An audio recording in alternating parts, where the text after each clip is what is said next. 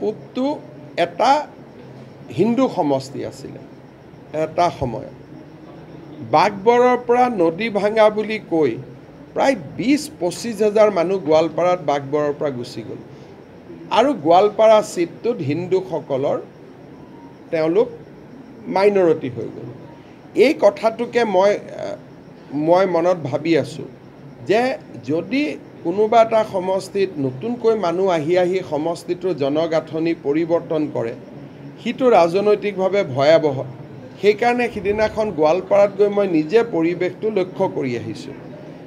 আৰু তেওঁলোকে ভোটৰ নামটো বদলাই লয় আৰু ভোটৰ নামটো বাঘবৰত ৰাখিলেও বেলেগ কথা আছিলে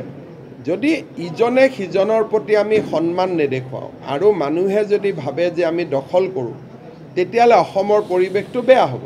কিন্তু বাঘবৰৰ মানুহ যদি বাঘবৰতে থাকে জনীয়া মানুহ জনীয়াত থাকে নলবাৰী মানুহ নলবাৰীত থাকে তেতিয়া এই সংঘাতটো নোহোৱা হৈ যায় এই কথাটোকে মই আমাৰ সংখ্যালঘু নেতাখিনিক বুজাই থাকোঁ যে আপোনালোকে অলপ কিছুমান কথা বুজক যদি আমিও আপোনাৰ কথা বুজো আপুনিও আমাৰ কথা বুজে